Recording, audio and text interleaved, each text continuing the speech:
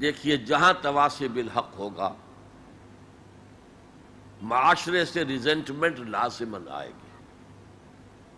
میں نے بتایا بچے ہی آپ کے گلے پڑ جائیں گے. آپ کون ہیں ہمارے معاملے میں دخل دینے والے؟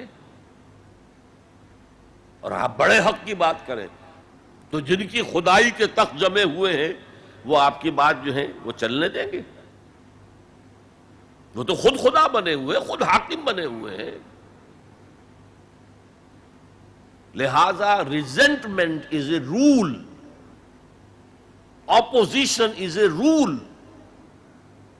ایک بگڑے ہوئے معاشرے میں اگر اپوزیشن نہیں ہو رہی، ریزنٹمنٹ نہیں ہو رہی، تو پھر تیسری مرتبہ کہہ رہا ہوں پھر حق کی دعوت نہیں ہے. آپ نے اندر خانے کوئی معاہدہ کیا ہوا ہے اس باطل کے ساتھ، ہم تمہیں نہیں چھیڑیں گے، تمہاری دکھتی رگ پر ہاتھ نہیں رکھیں گے، بس ہم واس کہیں گے، پھر ٹھیک ہے. بلکہ وہ خود آپ کے گلے میں ہار ڈال دیں گے. وَتَوَاصَوْا بِالصَّبْرِ، صبر. یہ صبر جو ہے بہت سے معنی میں آتا ہے. صبر علی الاطاعہ، اطاعت پر صبر کرنا. شدید سردی کا موسم ہے، فجر کا وقت ہے، پانی گرم نہیں ہے، ٹھنڈا ہے، اس ٹھنڈے پانی سے بھی وضو کر کے نماز پڑھنا، یہ صبر علی الطاعہ، اللہ کی اطاعت پر صبر. مئی جون کا مہینہ ہے، روزہ سخت ہے، لمبا ترین ہے، صبر کرنا. وَهُوَ شَهْرُ الصَّبْرِ، حضور نے فرمایا تھا جب شعبان کے آخری روز آپ نے خطبہ دیا تھا، یا ایھا الناس قد اظلکم شہر عظیم، اے لوگوں تم پر ایک بہت عظمتوں والا مہینہ سایہ فگن ہو گیا ہے. اس مہینے کی ایک ڈیفینیشن کیا تھی؟ وَهُوَ شَهْرُ الصَّبْرِ، وہ صبر کا مہینہ. ایک ہے صبر عن المعصیہ، معصیت کے مقابلے میں اپنے آپ کو روکے رکھنا. ٹیمپٹیشن ہے. زلیخا نے کیا نہیں کیا تھا حضرت یوسف کے ساتھ؟ یہ روکنا، تھامنا. قرآن مجید میں بھی الفاظ بڑے عجیب آئے ہیں. وَلَقَدْ ہمت بِهِ وَهَمَّ بِهَا لَوْلَا أَن رَأَىٰ بُرْهَانَ رَبِّهِ. وہ عورت تو اس کی طرف بڑھی ہی تھی، وہ بھی بڑھتا اگر وہ اللہ کی کوئی برہان نہ دیکھ لیتا. کیا چیز اللہ نے اس وقت دکھائی ہے؟ جوان آدمی ہے، جوان رانا ہے، ایک عورت بدی کی دعوت دے رہی. روکنا، تھامنا اپنے آپ. اور پھر جب معاملہ آگے بڑھا، رب السجن احب الی مما یدعوننی الیہ، اے اللہ مجھے جیل خانہ زیادہ پسند ہے اس کام سے جس کی طرف یہ عورتیں مجھے بلا رہی ہیں. یہ صبر عن المعصیہ، صبر علی الطاعہ، صبر علی المعصیہ. لیکن ایک صبر وہ ہے جو اللہ کے دین کو قائم کرنے کی جد و جہد میں پرسیکیوشن کے مقابلے میں کرنا پڑتا ہے.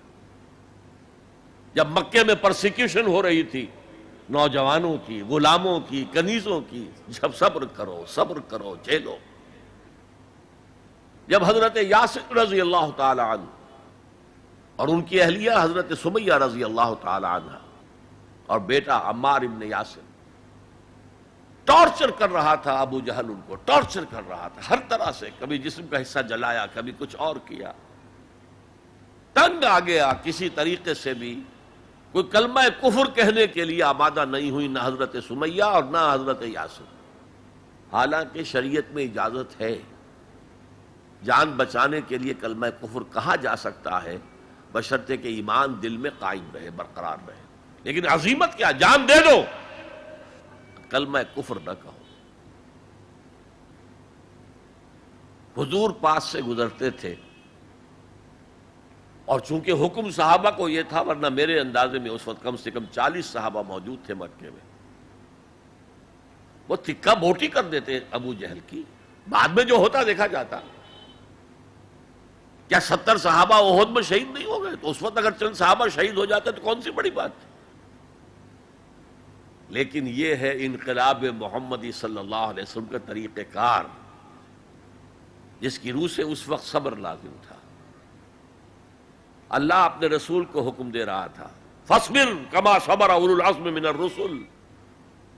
اے نبی، آپ کو یہ کوئی پاگل کہہ رہا ہے، کوئی مجنون کہہ رہا ہے، کوئی شاعر کہہ رہا ہے، کوئی ساحر کہہ رہا ہے، کوئی مسحور کہہ رہا ہے، کوئی جھوٹا کہہ رہا ہے، کوئی کہہ رہا ہے کہ انہوں نے ایک غلام اپنی کسی کوٹھڑی میں بند کر رکھا ہے جو عجمی ہے، جو تورات اور انجیل کا ماہر ہے، وہاں سے ڈکٹیشن لیتے ہیں اور ہم پر آ کر دھونس جماتے ہیں یہ اللہ کی وحی آئی. کیا کیا نہیں کہا جا رہا تھا. اور قرآن خود گواہی دیتا ہے، وَلَقَدْ نَعْلَمُ أَنَّكَ يَضِيقُ صَدْرُكَ بِمَا يَقُولُونَ. اے نبی، ہمیں خوب معلوم ہے کہ جو کچھ یہ آپ کے بارے میں کہہ رہے ہیں اس سے آپ کا سینہ بھیجتا ہے، صدمہ ہوتا ہے، غم ہوتا ہے. یہی تھے جو مجھے الصادق اور الامین کہتے تھے، یہی تو تھے میرے قدموں تلے اپنی نگاہیں بچھاتے تھے. آج یہ مجھے شاعر، ساحر، مسحور، مجنون کیا نہیں کہہ رہے. اللہ فرماتا ہے صبر کرو، وَاصْبِرْ عَلَىٰ مَا يَقُولُونَ وَاهْجُرْهُمْ هَجْرًا جَمِيلًا. صبر کرو جو کچھ کہہ رہے ہیں. وَاصْبِرْ كَمَا صَبَرَ أُولُو الْعَزْمِ مِنَ الرُّسُلِ. صبر کیجئے جیسے ہمارے دوسرے اولو العزم رسولوں نے صبر کیا. کیا حضرت نوح نے 950 برس تک صبر نہیں کیا؟ صبر کیجئے. وَاصْبِرْ وَمَا صَبْرُكَ إِلَّا بِاللَّهِ. صبر کیجئے، اور آپ کا صبر تو اللہ ہی کے سہارے قائم ہے.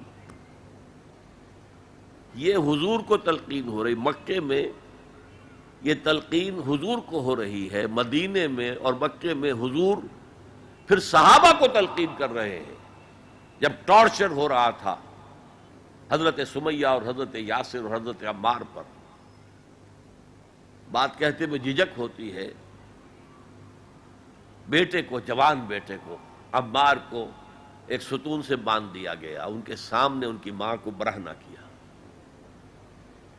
حضور پاس سے گزر رہے ہیں اور کیا کہہ رہے ہیں؟ اصبروا یا آل یاسر فإن موعدکم الجنہ.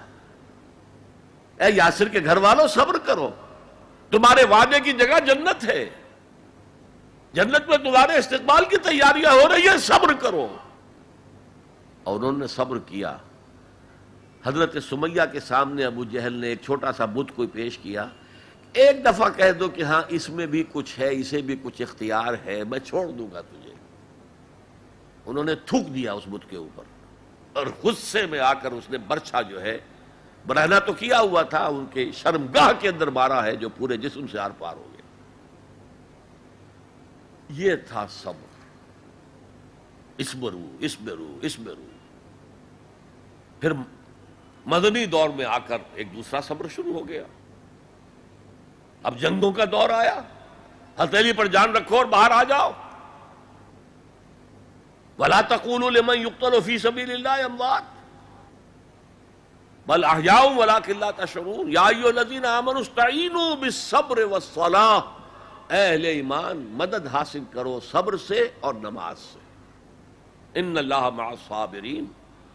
یقیناً اللہ صابروں کے ساتھ ہے، صبر کرنے والوں کے ساتھ ہے. وَلَا تَقُولُوا لِمَنْ يُقْتَلُ فِي سَبِيلِ اللَّهِ أَمْوَاتٌ. کبھی نہ کہنا اس کو جو اللہ کی راہ میں قتل ہو جائے کہ وہ مردہ ہے. بَلْ أَحْيَاءٌ وَلَٰكِن لَا تَشْعُرُونَ. وہ زندہ ہیں لیکن تمہیں اس کا شعور نہیں ہے. وَلَنَبْلُوَنَّكُمْ. اور ہم تمہیں لازماً آزمائیں گے. بِشَيْءٍ مِّنَ الْخَوْفِ وَالْجُوعِ وَنَقْصٍ مِّنَ الْأَمْوَالِ وَالْأَنفُسِ وَالثَّمَرَاتِ. خوف سے آزمائیں گے، بھوک سے آزمائیں گے، فاقے آئیں گے، اور جان اور مال اور ثمرات کا ضیاع ہوگا، نقصان ہوگا. وَبَشِّرِ الصَّابِرِينَ الَّذِينَ إِذَا أَصَابَتْهُمْ مُصِيبَةٌ قَالُوا إِنَّا لِلَّهِ وَإِنَّا إِلَيْهِ رَاجِعُونَ. اے نبی بشارت دے دیجئے صبر کرنے والوں کو. صبر کرنے والے کون؟ جب ان پر کوئی مصیبت آئے، کوئی تکلیف آئے، کوئی آزمائش آئے تو وہ کہیں ہم اللہ ہی کے ہیں، اللہ ہی کی طرف ہمیں لوٹ جانا ہے. یہ ہے وہ صبر کہ جو علی الابتلاء، امتحان پر صبر ہو رہا ہے. تو 3 صبر میں نے آپ کو بتائے. صبر علی الطاعہ، اطاعت پر صبر. صبر عن المعصیہ، معصیت سے روکنا. صبر کے معنی اپنے آپ کو تھامنا، روکنا. اسی کے معنی میں لفظ استقاموا جو میں نے آپ کو بتایا تھا، ان الذین قالوا ربنا اللہ ثم استقاموا، جمے رہے. جان جا سکتی ہے لیکن اس کلمہ ایمان سے ہم پیچھے نہیں ہٹ سکتے. اور پھر جو بھی آزمائشیں آئیں برداشت کرو، جھیلو، اور آپس میں ایک دوسرے کو صبر کی وصیت اور نصیحت کرتے رہو. ہو سکتا ہے کسی کی ہمت جواب دے رہی ہو، اس کا حوصلہ بڑھاؤ، اس کے سامنے مثال پیش کرو خود صبر کر کے. خربوزے کو دیکھ کر خربوزہ رنگ پکڑتا ہے. جماعت زندگی کی یہ برکات ہوتی ہے. کونوا مع الصادقین، صادق لوگوں کے ساتھ رہو، جڑے رہو، تاکہ تمہارے اندر اگر کبھی کوئی کمزوری کا پہلو آئے تو اللہ تعالی اس جماعتی زندگی کی برکت کے طفیل سے تمہیں اثر نو کمر ہمت کسنے کی توفیق عطا فرمائے. یہ ہے اس سورہ مبارکہ کا ذرا گہرائی میں اتر کے تجزیہ. اب یہ نوٹ کر لیجئے کہ یہ چار چیزیں چار پلرز کے مانند ہیں: ایمان، عمل صالح، تواصی بالحق، تواصی بالصبر. ان میں متوازن انداز میں ترقی ہونی چاہیے. میں نے مثال دے دی، ایک شخص انتہائی نیک انتہائی نیک انتہائی نیک، لم یعصک طرفۃ عین، اے اللہ اس شخص نے تو پلک جھپکنے جتنی دیر بھی معصیت میں بسر نہیں کی، لیکن تواصی بالحق اور تواصی بالصبر نہیں ہے تو وہ سارا عمل زیرو. اقلبها علیہ وعلیہم. ایمان بڑھانے کے لیے، ایمان بالغیب کو ایمان بالشہود بنانے کے لیے مراقبے ہو رہے ہیں، چلہ کشی ہو رہی ہے، یہ ہو رہا ہے وہ ہو رہا ہے، لیکن میدان میں آنے کو تیار نہیں ہے. باطل خوشیاں منا رہا ہے. مست رکھو ذکر و فکر صبح گاہی میں انہیں، پختہ تر کر دو مزاج خانقاہی میں انہیں. انہوں نے ہمارے لیے کھلا میدان چھوڑ دیا ہے، لگے ہوئے خانقاہوں میں، نکل کر خانقاہوں سے ادا کر رسم شبیری کہ رسم خانقاہی ہے فقط اندوہ دل گیری.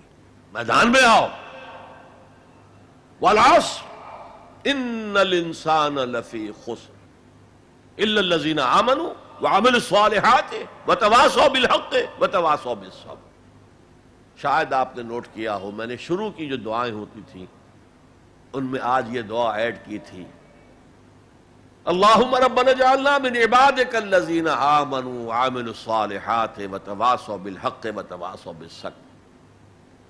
پروردگار اپنے فضل و کرم سے ہمیں ان لوگوں کے زمرے میں شریک کر دے جو ایمان لائے جیسے کہ ایمان لانے کا حق تھا، جنہوں نے عمل صالح کما حقہ ادا کیا، جنہوں نے تواصی بالحق کا حق ادا کیا، اور جو پھر صبر میں پورے اترے.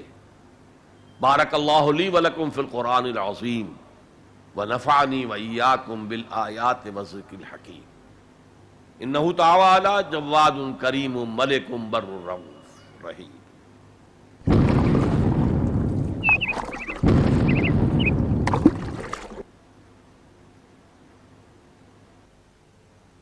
جزاک اللہ ڈاکٹر صاحب.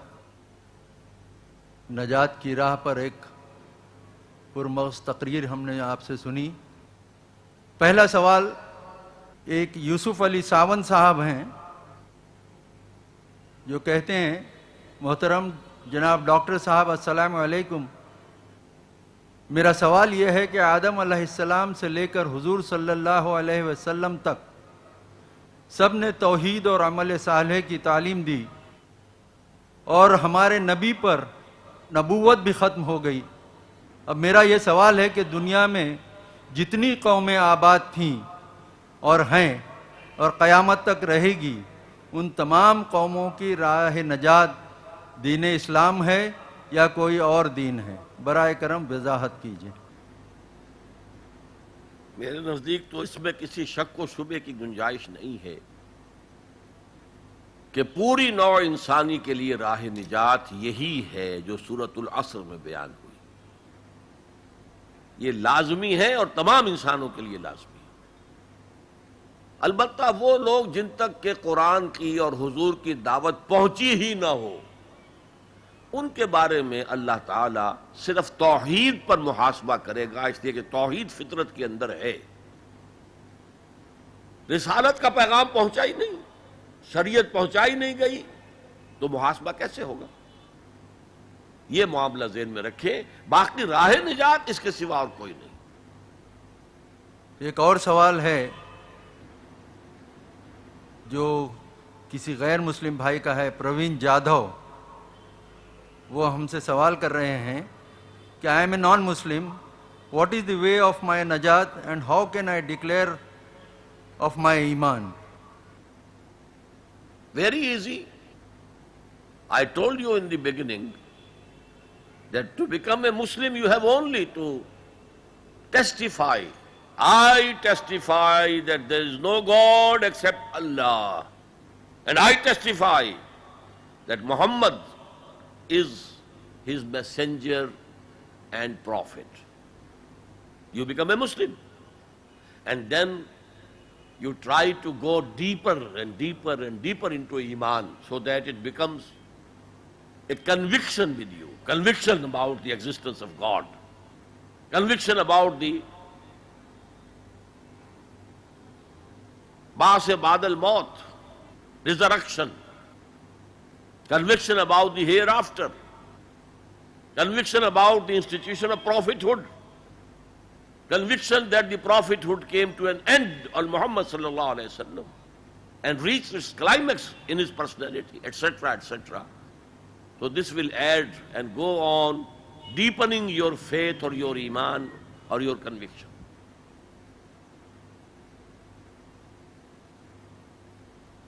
عابد صاحب کا ایک دوسرا سوال تھا، نجات میں حقوق العباد اور حقوق اللہ کے کتنے اثر انداز ہوں گے، یا پھر صرف ذاتی عمل کی بنیاد پر نجات ملے گی؟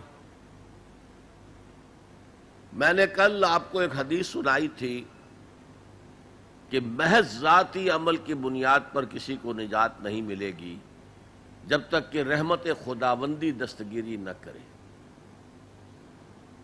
اس لیے کہ کون سا انسان ہے جو خطا کار نہ ہو؟ کل بنی آدم خطاؤون وخیر الخطائین التوابون۔ اس اعتبار سے رحمت خداوندی ضروری ہے، البتہ یہ کہ اس کے لیے ایمان اور عمل صالح اور تواصی بالحق اور تواصی بالصبر کرنے کی حتی الامکان کوشش کرنا، یہ آپ کا فرض ہے۔ سید فہیم اختر صاحب، ان کا سوال ہے، سب سے پہلے تو شکر ہے اللہ کا کہ آپ ہمارے بیچ یہاں ہیں، اور پھر ڈاکٹر ذاکر نائک صاحب کے مشکور ہیں کہ انہوں نے یہ اہتمام کیا۔ دعا ہے کہ اللہ تعالیٰ آپ لوگوں کی کوششوں کے بہترین نتائج ہم سب کو دکھائے، آمین۔ سوال، کیا پڑوسی اگر ہندو یا عیسائی ہو، یعنی کہ غیر مسلم ہو، تو بھی وہ حدیث جو آپ نے پڑوسی کے بارے میں بتائی لاگو ہوتی ہے؟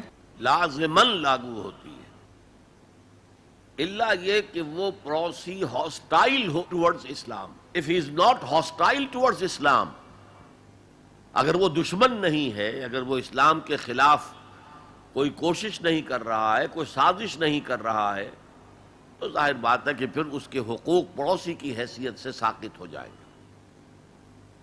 لیکن اگر ایسا نہیں ہے تو وہ پڑوسی ہے اور پڑوسی کا حق ہے۔ یہاں تک فرمایا کہ اللہ تعالیٰ نے، جبرائیل نے مجھے پڑوسی کے حقوق اتنے بیان کیے، اتنی تاکید کے ساتھ بیان کیے کہ میں یہ گمان کرنے لگا کہ اللہ تعالیٰ پڑوسی کو وراثت میں شامل کر دے گا، کہ پڑوسی کا بھی وراثت میں حصہ ہے۔ یہ حدیث نبوی ہے صلی اللہ علیہ وسلم۔ تو پڑوسی کا حق اپنی جگہ ہے۔ شیخ ناصر پیشے سے میکینیکل انجینئر ہیں، آپ کا سوال ہے کہ آج دور حاضر میں مسلمان طرح طرح کی پریشانیوں سے دوچار ہیں، اس کی کیا وجہ ہے، اور اس موجودہ پستی کا کیا علاج ہے؟ میں مختصر ترین الفاظ میں آپ سے یہ عرض کروں گا کہ اس وقت ہم اللہ کے عذاب کے شکنجے میں ہیں۔ کیوں؟ جس قوم کے پاس اللہ کی کتاب ہو اور اللہ کی شریعت ہو اور وہ اللہ کے رسول کے امتی ہونے کے مدعی ہوں، وہ قوم زمین پر اللہ کی ریپرزنٹیٹو ہو جاتی ہے۔ اب اگر وہ قوم اپنے عمل سے مس ریپرزنٹ کرے تو وہ کافروں سے بدتر ہے، غیر مسلموں سے بدتر ہے، پھر ان کو عذاب ملتا ہے۔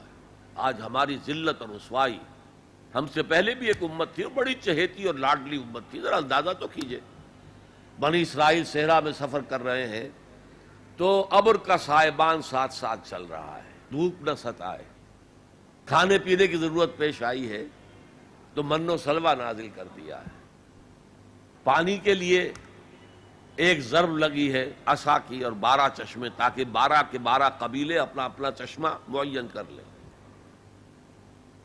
تو یہ ساری جو جن کے اوپر نعمتیں ہوئی ہیں انہی کے بارے میں فرمایا گیا جب انہوں نے بے عملی اختیار کی، بد عملی اختیار کی، شریعت کو پس پش ڈال دیا، اللہ کی کتاب کو پس پش ڈال دیا۔ نبذ فریق من الذین اوتوا الکتاب کتاب اللہ وراء ظہورہم، تو پھر اللہ نے فرمایا ضربت علیہم الذلۃ والمسکنۃ وباؤوا بغضب من اللہ، ان پر ذلت، کمزوری اور مسکنت، کم ہمتی مسلط کر دی گئی، اللہ کے عذاب کے اندر گر گئے۔ اسیرینز آئے، ان کا مقابلہ نہیں کر سکے، انہوں نے سلطنت اسرائیل کو تہو بالا کر کے ختم کر دیا۔ نبوکدنضر آئے، اس کا مقابلہ نہیں کر سکے، اس نے لاکھوں کو قتل کیا، لاکھوں کو وہ کیپٹیو بنا کر بیبیلونیا لے گیا، اور حضرت سلیمان کے بنائے ہوئی مسجد کو، جسے وہ ٹیمپل کہتے ہیں، ٹیمپل آف سولومن، اسے گرا کر زمین کے برابر کر دیا، 2 اینٹیں سلامت نہ رہی، یروشلم میں ایک انسان نہ رہا، کوئی متنفس نہ رہا۔ یہ عذاب کیوں آئے تھے؟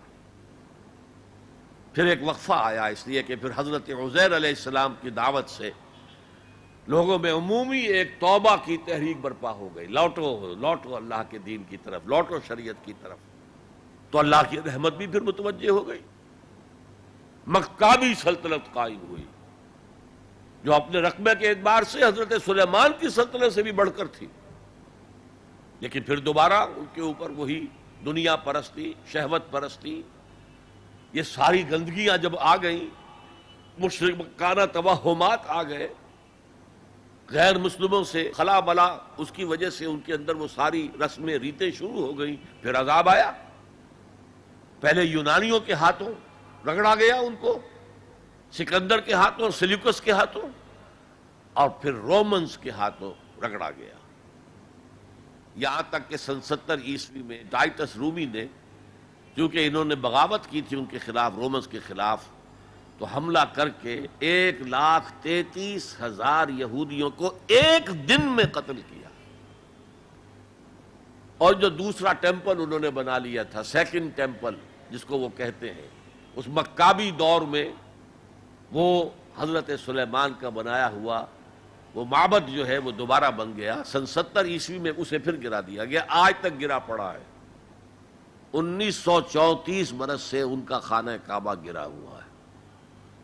یہ اللہ کا قانون ہے، جو امت کتاب اللہ اور شریعت خداوندی کی حامل ہو کر اور طرز عمل اس کا مختلف اور برعکس ہوگا، وہ کافروں سے بدتر ہے اللہ کی نگاہ میں۔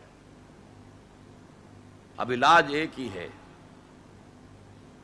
ہم کہیں کسی جگہ دنیا میں، کسی سائزیبل ملک میں پورا اسلامی نظام، پوری اسلامی سیاست، پوری اسلامی معیشت، پورا اسلامی معاشرہ، پورا اسلامی قانون نافذ کر کے دنیا کو دکھائیں، and we should be able to invite the humanity at large, come and see with your eyes, this is Islam۔ یہاں کی برکتیں دیکھو، یہاں ہر شخص کی بنیادی ضروریات ریاست کے ذمے ہیں۔ یہ جو سوشل سیکیورٹی کا کام آج ہو رہا ہے، اسکینڈینیوین کنٹریز کے سوشل سیکیورٹی کا نظام جو ہے دنیا میں کہاں سمجھا جاتا ہے، ٹاپ پر ہے۔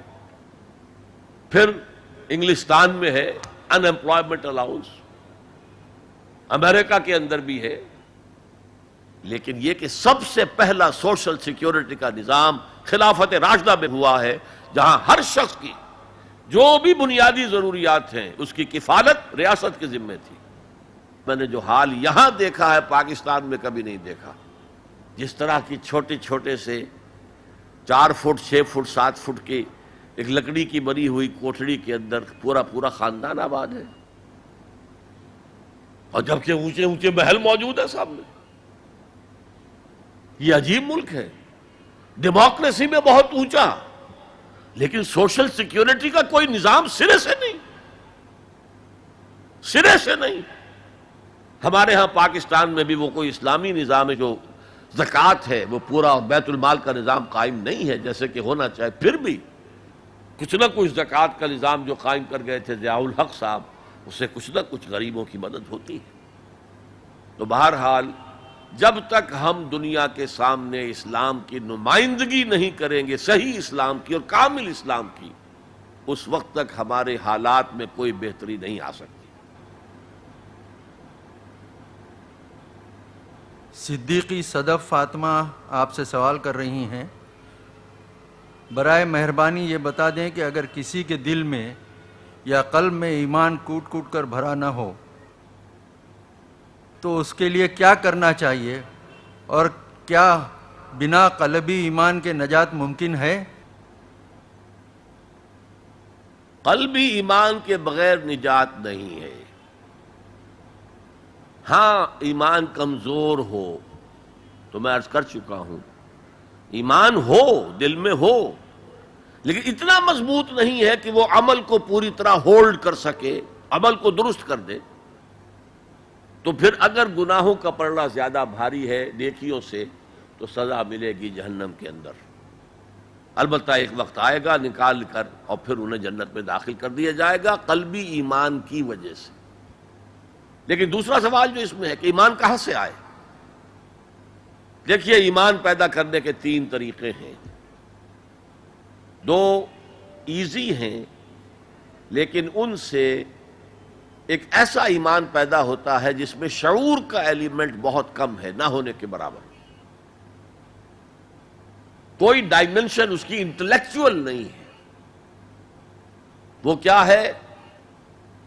صاحب ایمان لوگوں کی صحبت اور ان کا قرب اختیار کرو. جیسے بھٹی کے آگے بیٹھیں گے تو حرارت آ جائے گی، صاحب ایمان کی صحبت سے آپ کو بھی ایمان ملے گا. دوسرا طریقہ اسلام پر عمل کرتے رہو، عمل کرتے رہو، عمل کرتے رہو، اس سے بھی ایمان پیدا ہوتا ہے. لیکن جو اصل ایمان ہے، جو شعوری ایمان ہے، جیسے کہ سورہ یوسف میں کہا گیا، حضور سے کہلوایا گیا، قُلْ هَذِهِ سَبِيلِي أَدْعُو إِلَى اللَّهِ عَلَى بَصِيرَةٍ أَنَا وَمَنِ اتَّبَعَنِي. اے محمد کہہ دو یہ میرا راستہ ہے، میں اللہ کی طرف بلا رہا ہوں علی وجہ البصیرت، میں اندھیرے میں ٹامک ٹوئیا نہیں مار رہا ہوں، علی وجہ البصیرت. اور نہ صرف میں بلکہ جو میری پیروی کر رہے ہیں وہ بھی علی وجہ البصیرت کر رہے ہیں. تو علی وجہ البصیرت ایمان صرف قرآن سے ملے گا. مولانا ظفر علی خان کبھی میں حیران ہوتا ہوں، وہ عموماً تو سیاسی شاعر تھے اور جنگ آزادی کے بہت بڑے سپاہی تھے، اس میں کوئی شک نہیں، کہ انہوں نے ایک بڑا پیارا شعر کہا ہے، وہ جنس نہیں ایمان جسے لے آئیں دکانیں فلسفہ سے، ڈھونڈنے سے ملے گی عاقل کو یہ قرآن کے سیپاروں میں. عاقل انٹلیکچوئل انسان اس کو وہ جو ایمان چاہیے جس کا انٹلیکچوئل ڈائمنشن بھی ہو، اس کی سورس صرف اور صرف قرآن. ایک عبد الواحد صاحب ہیں، ان کا سوال ہے کہ دنیا میں خصوصاً اور ہندوستان میں کئی کروڑ ایسے افراد ہیں جو پیدا ہوتے ہیں، جیتے ہیں اور مر جاتے ہیں بغیر یہ جانے کہ نجات کی راہ کیا ہے یا ان کا رب کون ہے. ایسے لوگوں کا کیا معاملہ ہوگا؟ دیکھیے قرآن مجید میں ایک بہت بڑی خوشخبری کئی بار آئی ہے، لا یکلف اللہ نفسا الا وسعها. اللہ تعالیٰ ذمہ دار نہیں ٹھہرائے گا کسی بھی انسان کو مگر اس کی وسعت کے مطابق. اگر اس تک علم پہنچا ہی نہیں، دعوت پہنچی ہی نہیں، تو میں محتاط ترین الفاظ میں کہوں گا، اللہ ان کے ساتھ نرمی کرے گا، وہ اللہ تعالیٰ کے عفو کے مستحق ہوں گے۔ البتہ اگر کسی کو دعوت پہنچا دی گئی، پڑھا لکھا انسان ہے، قرآن بھی پڑھ لیا اس نے، اور پھر بھی وہ ایمان نہیں لایا، تو وہ کافر ہے، اس کے لیے پھر آخرت میں عذاب ہے۔ انہی صاحب کا دوسرا سوال ہے، اسلام کی دعوت ایک اہم فریضہ ہے، لیکن اس سے غفلت پائی جاتی ہے، ایسے میں مایوسی بھی ہوتی ہے اور کبھی اپنی بے بسی پر افسوس بھی۔ آج جس تیزی سے بے دینی پھیل رہی ہے اس میں ہماری بساط کچھ بھی نظر نہیں آتی، ایسے میں ہم کیسے کوشش کریں سروائیو کریں؟ اصل میں اس احساس کے پیچھے ایک مغالطہ ہے۔ انسان اپنی صلاحیتوں اور قوتوں سے ناواقف ہے۔ ایک ایک فرد کے اندر اللہ نے بہت طاقت رکھی ہوئی۔ یہ دوسری بات ہے کہ ہم نے وہ ساری ڈائیورٹ کی ہے دنیا کی طرف۔ آخر دنیا میں انسان کامیاب ہے تو کیسے؟ محنت سے ہے نا۔ وہی محنت دین کے لیے کی جائے گی تو نتائج نکلیں گے۔ البتہ ایک امکان ہے، کسی قوم کی اللہ تعالی ہلاکت کا فیصلہ کر چکا ہو، وہ اتنے دور جا چکے ہوں، ان کے دل اتنے سخت ہو چکے ہوں کہ ان کے اوپر کوئی شے اثر انداز نہ ہو، تو داعی جو ہے، دعوت دینے والا، وہ چاہے سر پٹکتا رہے گا، کوئی نتیجہ نہیں نکلے گا، جیسے کہ حضرت نوح علیہ السلام کے معاملے میں ہے۔ لیکن پھر بھی مجھے اور آپ کو اپنا فرض ادا کرنے کے لیے، اپنی نجات کے لیے یہ کام کرنا ہے۔ کوئی نتیجہ نکلے نہ نکلے، اس سے مجھے کوئی بحث نہیں۔ نتیجہ تو اللہ کے ہاتھ میں ہے، میرے ہاتھ میں نہیں ہے۔ لیکن اس فرض کو، اس ایمان کا حصول، ایمان حقیقی کا حصول، عمل صالح، تواصی بالحق، تواصی بالصبر، اس کو ادا کرنا یہ میری ذمہ داری ہے۔ اگر میں نہیں کرتا ہوں تو میں پکڑا جاؤں گا قیامت کے دن۔ آپ کو معلوم ہے قرآن میں 2 دفعہ کہا گیا ہے، یوم یفر المرء من اخیہ وامہ وابیہ وصاحبتہ وبنیہ، جس دن بھاگے گا انسان اپنے بھائی سے بھی، اور اپنی ماں سے بھی، اور اپنے باپ سے بھی، اور اپنی بیوی سے بھی، اور اپنی اولاد سے بھی۔ کیوں؟ نفسی نفسی نفسی نفسی نفسی نفسی، مجھے بچا لیا جائے، مجھے بچا لیا جائے، میری اولاد کو جھونک دو، میرے ماں باپ کو جھونک دو، میری بیوی کو جھونک دو، بیوی کہے گی میرے شوہر کو جھونک دو، مجھے بچا۔ یہی نفسی نفسی دنیا میں رہے آپ کی، مجھے اپنے آپ کو بچانا ہے سب سے پہلے، اور پھر مجھے اپنے سب سے پہلے آل اولاد کو بچانا ہے۔ یا ایھا الذین آمنوا قوا انفسکم واہلیکم نارا، اے ایمان والو، بچاؤ اپنے آپ کو اور اپنے اہل و عیال کو آگ سے۔ یہ کام جو ہے آپ کریں اور سمجھ لیں، نہ بیٹا کام آئے گا، نہ جورو کام آئے گی، نہ باپ کام آئے گا، نہ ماں کام آئے گی۔ تمہارا اپنا عمل، اگر تم اس راستے پر چلے، اپنی ہمت کے مطابق چلتے رہے، تو اللہ تعالیٰ کے عفو و درگزر کے مستحق ہوگے، اور وہی اصل کامیابی ہے۔ ذالک هو الفوز العظیم، اصل بڑی کامیابی وہی ہے۔ ایک اختر السلطان اصلاحی صاحب ہیں جو پیشے سے مدرس ہیں، وہ پوچھ رہے ہیں، ٹو فائٹ باطل in these days Gandhi ji's policy is more correct, does this mean that God forbade our Prophet sallallahu alaihi wasallam did not provide any guidance for the present circumstances? Gandhi ji کا اپنا کہنا یہ ہے کہ میں نے نان وائلنس حضرت مسیح اور حضرت محمد سے سیکھا ہے۔ تو گائیڈنس تو تھی، مکے کے اندر کیا تھا؟ آج بھی میں نے بتایا، no raising of hands even in self defence. Let them kill you, no harm. You will get shahada, you will be martyrs. لیکن پورے 13 سال یا 12 سال مکے کا آرڈر آف دی ڈے یہ تھا، no retaliation whatsoever, no raising of hands even in self defense. ورنہ جو میں نے آپ کو خباب بن الارض کا واقعہ سنایا ہے، جس آدمی کو یہ پتا چل گیا مجھے تو یہ انگاروں پر بھون دیں گے، اسے اجازت ہو تو 2-4 کو مار کر مرے گا کہ نہیں؟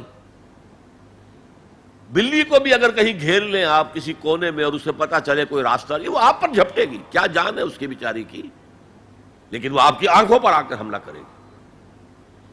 لہذا ڈیسپریٹ آدمی جنہیں پتا ہے کہ میرے ساتھ یہ ہو رہا ہے، اگر اجازت ہوتی تو دو چار کو مار کر تو مرتا نا، لیکن نہیں، اجازت نہیں تھی۔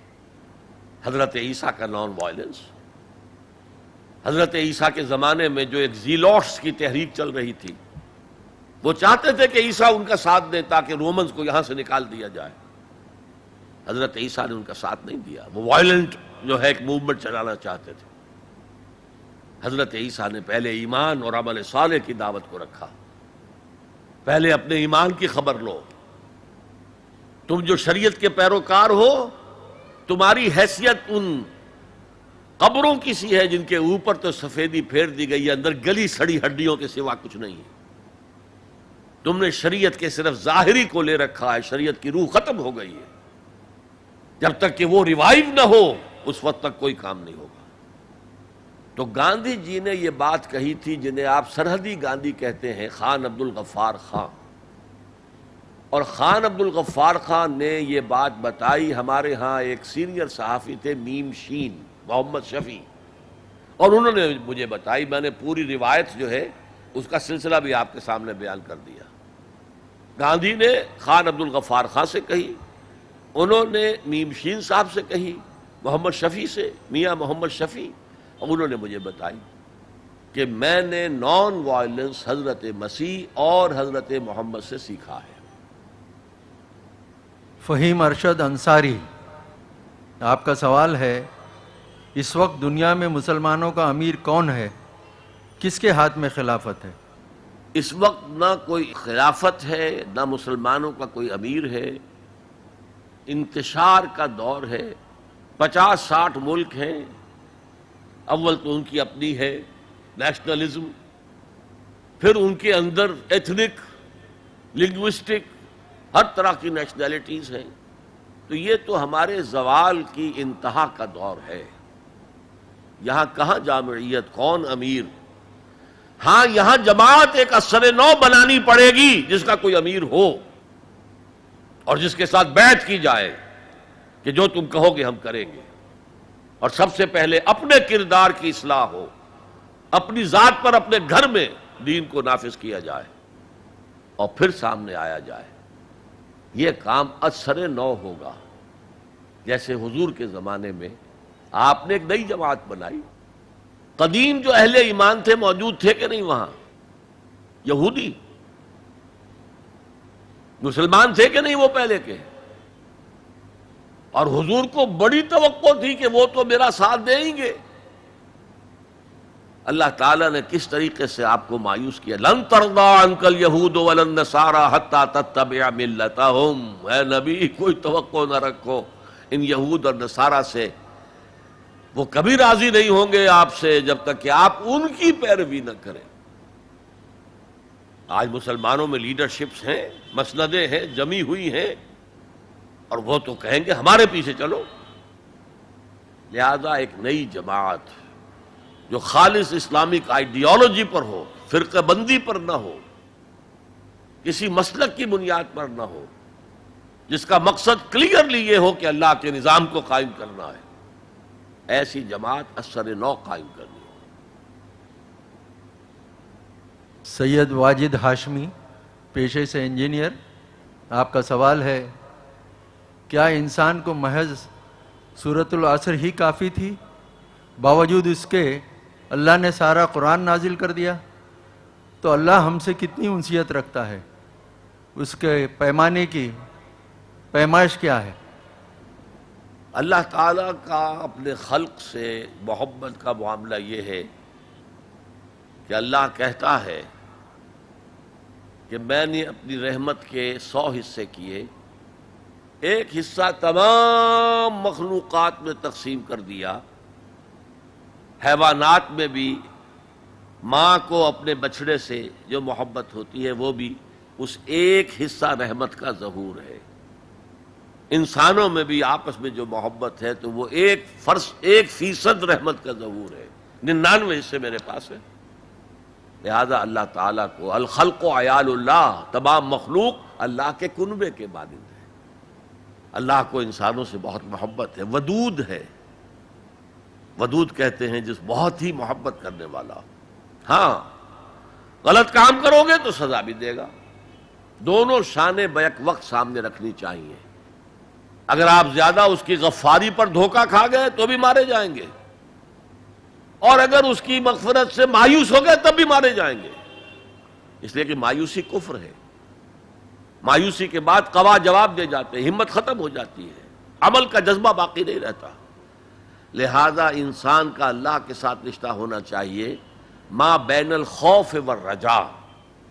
خوف بھی ہو اللہ پکڑے گا، اللہ پوچھے گا، اللہ کی سزا ہے، اور امید بھی ہو اللہ غفار ہے، غفور ہے، رحیم ہے، ستار ہے.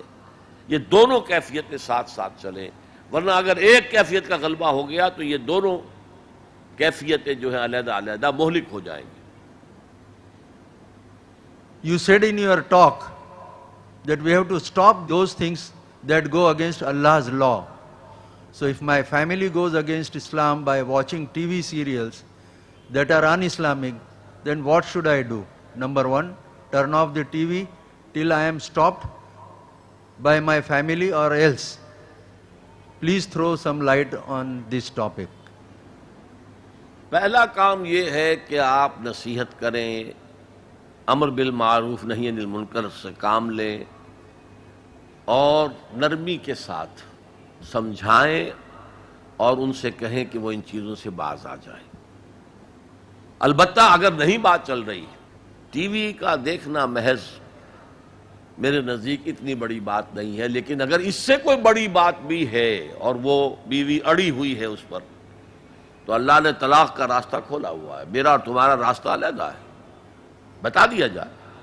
اگر تم باز نہیں آؤ گی اس کام سے تو ٹھیک ہے، لکم دینکم ولی دین، تمہارا طریقہ تمہارے لیے، میرا طریقہ میرے لیے. قرآن مجید میں کہا گیا ہے کہ اگر تمہارا نباہ نہیں ہو رہا اور اگر تمہیں نشوز کا اندیشہ ہے، بیوی کا کام ہے شوہر کا حکم مانے. الرجال قوامون علی النساء، رجال مرد حکمران ہیں عورتوں پر، اور جو اصل نیک بیویاں ہیں والصالحات قانتات، نیک بیویاں وہ ہیں جو اپنے شوہروں کی اطاعت کرتی ہیں. ہاں اگر وہ گناہ کا حکم دے تو اطاعت نہیں ہے، لیکن جب وہ حکم بھی نیکی کا دے رہے ہوں تب تو اطاعت بالکل فرض ہو جائے گی. ایک سوال محمد شمیم صاحب کا ہے. تو کہتے ہیں کہ دلیل دی جاتی ہے کہ ہر نفس جو کرتا ہے وہ پہلے سے طے شدہ ہے، پھر ہم اچھے اور برے عمل و فعل کیسے کریں یا کرتے ہیں؟ یہ بڑا پیچیدہ مسئلہ ہے قدر کا. تقدیر کا جو تصور ہمارے ذہنوں میں ہے وہ صحیح نہیں ہے. قدر کہتے ہیں اندازے کو، ایویلویٹ کرنا، کسی چیز کی قدر و قیمت کا اندازہ کرنا.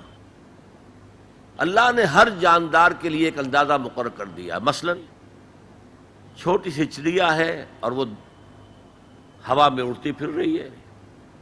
انسان ہوا میں نہیں اڑ سکتا.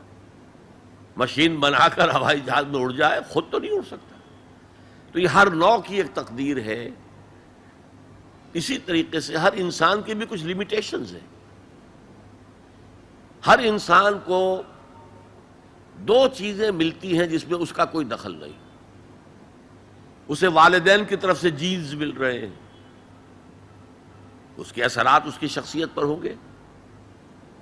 پھر جس ماحول میں اسے پیدا کیا گیا ہے اس ماحول کے اثرات ہوں گے.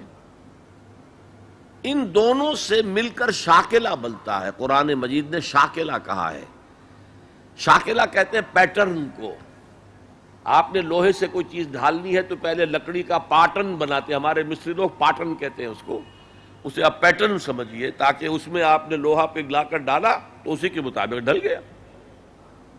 تو ہر انسان کا ایک پیٹرن ہے جو اس کے جینز سے اور اس کے انوائرمنٹ سے بنا ہے، اور ہر انسان کا محاسبہ اسی اعتبار سے ہوگا. اگر کسی کے شاکلہ میں 100% نیکی کا اللہ تعالیٰ نے صلاحیت رکھی تھی اور اس نے 40% کی ہے، وہ مارا گیا. جس کے اندر رکھی 50% دی، اس نے 40% کر لیا، کامیاب ہو جائے گا. لا یکلف اللہ نفسا الا وسعها. Every individual will be judged according to what was given to him by Allah subhanahu wa ta'ala. لیکن تقدیر کا مطلب یہ نہیں ہے that we are bound to do something. No. There is no predestination. It's only pre-knowledge. اللہ نے مجھے اختیار دیا، چاہے یہ کرو چاہے وہ کرو، اما شاکرا و اما کفورا. فمن شاء فلیؤمن ومن شاء فلیکفر. جو چاہے ایمان لائے، جو چاہے کفر کا اختیار کر لے. لیکن اللہ کو معلوم ہے کہ تم کیا کرو گے. یہ پری نالج ہے اللہ کا، پری ڈیسٹینیشن نہیں ہے. اللہ نے مجبور نہیں کیا ہے. ہاں وہ لمیٹیشن جو آپ کی شخصیت کے اندر ہے وہ اپنی جگہ ہے، لیکن نیکی اور بدی، خیر اور شر، حق و باطل کا چوائس آپ کو دیا ہے. اما شاکرا و اما کفورا. اور فمن شاء فلیؤمن ومن شاء فلیکفر. This free will is with you and you will be adjudged on the basis of this free will. البتہ کتنی نیکی تم کر سکتے تھے اتنی کر لی، کامیاب، چاہے وہ مقدار میں کم ہو. اب جب غزوہ تبوک کے موقع پر حضور نے مسلمانوں سے کہا یہ جیش العسرہ ہے، ساز و سامان چاہیے، اب لاؤ پیسے پیش کرو. حضرت ابوبکر نے اپنا سارا اثاثہ لا کر رکھ دیا. پوچھا اپنے بال بچوں کے لیے کچھ چھوڑ کر آئے ہو؟ کہ کچھ نہیں چھوڑا. صدیق کے لیے ہے خدا کا رسول، بس اللہ کا نام چھوڑ کر آیا ہوں. اب حضرت عثمان نے بہت دولت دی اس وقت. ایک غریب انصاری، اس نے ساری رات ایک یہودی کے باغ میں وہ کنویں سے پانی کھینچ کر باغ کو سیراب کیا. صبح کو اسے کچھ کھجوریں مل گئیں اجرت کے طور پر.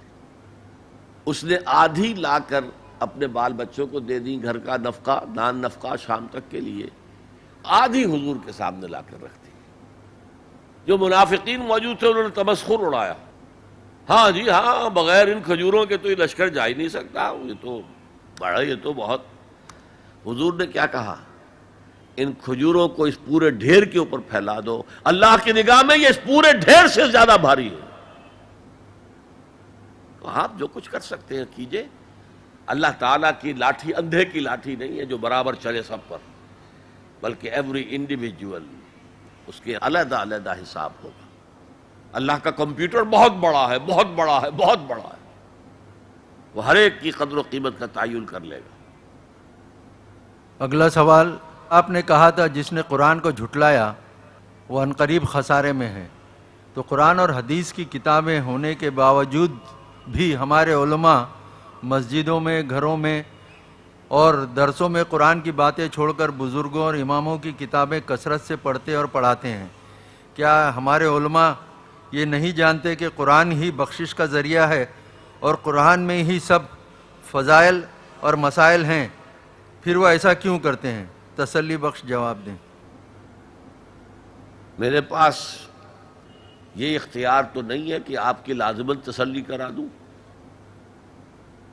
البتہ میں عرض کرتا ہوں، علماء کرام کو برا بھلا کہنے کی بجائے اپنے گریبانوں میں جھانکیے. آپ خود کیوں نہیں پڑھتے دین کو؟ آپ نے ڈاکٹری پڑھی، آپ نے انجینئرنگ پڑھی، آپ نے MBA کیا، آپ نے کمپیوٹر سائنس کے اندر MSc کیا، آپ کیوں نہیں پڑھتے؟ آپ نے یہ مولوی پروفیشن کریٹ کیوں کیا ہے؟ اسلام میں کوئی مولوی پروفیشن نہیں ہے. اسلام میں نہ پاپائیت ہے نہ برہمنیت ہے. ہر مسلمان کو اس قابل ہونا چاہیے کہ نماز پڑھائے. ہر مسلمان کو اس قابل ہونا چاہیے اپنی بیٹی کا نکاح خود پڑھائے. ہر مسلمان کو اس قابل ہونا چاہیے کہ اپنے باپ کا جنازہ خود پڑھائے. جو دعا اس کے دل کی گہرائی سے نکلے گی وہ کسی عالم دین کے دل سے نکل سکتی ہے. تو اصل میں ہم نے اختیار کیا دنیاوی تعلیم، جس میں پیسہ ہے، جس میں عزت ہے، جس میں گلیمر ہے، جس میں اونچے کیریئر ہیں، اور ہم نے باقی کام چھوڑ دیا ہے علماء کے تو پھر ان پر تنقید کرتے ہیں۔ لہذا اپنے گریبانوں میں جھانکیے، پانی ہمارے اندر بڑھتا ہے۔ اردو اخبارات میں فلموں کی ایڈز پرنٹ ہوتی ہے، ساتھ ہی جنسی توانائی بڑھانے اور عملیات کی تشہیر بھی ہوتی ہے۔ اخبار والے دلائل یہ دیتے ہیں کہ ان کی وجہ سے اخبار چلتے ہیں۔ برائے کرم ایسے اخبارات سے نجات کا راستہ بتائیے۔ میرے پاس کوئی اس کا راستہ نہیں ہے۔ یہ تو اصل میں وہ لوگ وہی کچھ پیش کرتے ہیں جو پبلک چاہتی ہے۔ آپ پبلک کے مزاج کو بدلیے، وہ چیزیں خود ختم ہو جائیں گی۔ انہیں تو دکان چلانی ہے، ٹی وی چینل چلے گا ہی نہیں جب تک کہ وہ ڈرامے اور یہ اور گانے اور ناچ نہیں ہوں گے۔ کون دیکھے گا اسے؟ کئی چینلز لگے ہوئے ہوں کہیں پر دینی پروگرام، اسے آپ سوئچ اوور کریں گے، چلے جائیں گے کہیں اور جہاں ڈانس ہو رہا ہو۔ تو ان کے لیے اشتہار نہیں آئیں گے تو وہ چل نہیں سکتے، اشتہار آئیں گے اگر ایسے پروگرام ہو۔ اشتہار نہ ملے تو کوئی اخبار چل نہیں سکتا، اور اشتہار وہ لوگ دیتے ہیں جن کا آپ نے نام لیا۔ یہ ایک وشیس سرکل ہے، یہ جو ہے بڑا ایک زہریلا چکر ہے جو چل رہا ہے ہمارے معاشرے کے اندر۔ اب اس میں جب تک کہ بحیثیت مجموعی معاشرہ نہیں بدلتا، آپ ایک ایک کر کے ان برائیوں کو نہیں روک سکتے۔ ڈاکٹر تنویر احمد کا سوال ہے، اور سورۃ العصر کی تفصیلی وعظ سن کر یہ ثابت ہوتا ہے کہ اسلام میں نجات کی راہ اس چھوٹے سے سورے میں موجود ہے۔ سوال یہ ہے کہ ہمارے مسلم معاشرے میں مختلف مسالک موجود ہیں جو اپنی اپنی شناخت عالمی اور علاقائی طور پر رکھتے ہیں، اور ان کا دعویٰ بھی ہے کہ ہمارا ہی مسلک نجات کی راہ کے لیے کافی ہے۔ ایسے لوگوں کے لیے آپ قرآن سے کیا پیغام دینا چاہیں گے؟ میرا پیغام تو وہ ہے جو میں نے 1.5 گھنٹے سے زائد آپ کے سامنے رکھا ہے، اور آپ اگر کام کریں کہ یہ پیغام پہنچائیں ان تک، یہ کیسٹس پہنچائیں، سی ڈیز پہنچائیں، کیا پتہ کس کو اللہ تعالیٰ کس کے دل میں وہ بات اتر جائے، آپ ذریعہ بن جائیں۔ جیسے کہ حضور نے فرمایا تھا حضرت علی سے، یا علی لَن يَهْدِيَ اللَّهُ بِكَ رَجُلًا وَاحِدًا خَيْرٌ لَكَ مِنْ حُمُرِ النَّعَمِ۔ اے علی، اگر تمہارے ذریعے سے اللہ تعالیٰ کسی ایک انسان کو بھی ہدایت دے دے، ہدایت تو اللہ دے گا، ذریعہ تم بن جاؤ، تو یہ تمہارے لیے سرخ اونٹوں سے بڑی دولت ہے۔ تو آپ کام شروع کریں، دعوت کے لیے کمر کسیں، پہلے تو طے کریں، اور خاص طور پر جو جوان ہیں ابھی تعلیم حاصل کرنے کی عمر میں ہیں، عربی پڑھیں، عربی سیکھیں، قرآن پڑھیں اور قرآن کے داعی بن جائیں۔ ورنہ یہ ہے کہ جو بھی قرآن مجید کی دعوت کے کام ہو رہے ہیں ان میں تعاون کریں، ان کتابوں کو پھیلائیں، ان ویڈیوز اور سیریز کو پھیلائیں۔ بہرحال اسی سے کوئی نتیجہ برآمد ہو سکتا ہے۔ باقی ہم کسی ایک طبقے کے اوپر سارا الزام ڈال دیں، کسی دوسرے طبقے کو مورد الزام بنا دیں، یہ اس کا کوئی فائدہ نہیں ہے۔ اللہ جانتا ہے کس کا کتنا ہاتھ ہے، کس کی کتنی غلطی ہے۔ اللہ تعالی ہمیں ہماری غلطیاں معاف فرما دے۔ اصل تو ہمارا جو ہے علیکم انفسکم، جیسا کہ میں نے کہا تھا، نفسی نفسی جب وہاں ہوگا، یوم یفر المرء من اخیہ وامہ وابیہ وصاحبتہ وبنیہ لکل امرئ منہم یومئذ شأن یغنیہ، اسی طرح اس دنیا میں آپ سمجھیے کہ مجھے تو اپنے آپ کو بچانا ہے، پھر اپنے اہل و عیال کو بچانا ہے، پھر اپنے رشتہ داروں کو بچانا ہے، پھر اپنے پڑوسیوں کو بچانا ہے۔ یہ دعوت جو ہے الاقدم فالاقدم، الاقرب فالاقرب، اس کے حساب سے آگے بڑھنی چاہیے۔ یہ نہیں کہ آپ جا کر واس تو کہہ رہے ہیں 500 میل دور اور اپنے گھر والوں کو بھولے ہوئے ہیں۔ یہ پھر ایک پیشہ ورانہ واس ہوتا ہے، اس کے اندر کوئی تاثیر نہیں ہوتی۔ اللہ تعالیٰ کا احسان ہے اور یہ اس کا فضل و کرم ہے کہ آج ہم سب یہاں جمع ہوئے اور ڈاکٹر صاحب کی ایک بہت ہی پر اثر تقریر نجات کی راہ پر سنی۔ اسی کے ساتھ آج کی اس نشست کے اختتام کا اعلان ہوتا ہے، سبحانک و بحمدک لا الہ الا انت استغفرک و اتوب الیک۔ بسم اللہ الرحمن الرحیم والعصر ان الانسان لفی خسر الا الذین آمنوا وعملوا الصالحات وتواصوا بالحق وتواصوا بالصبر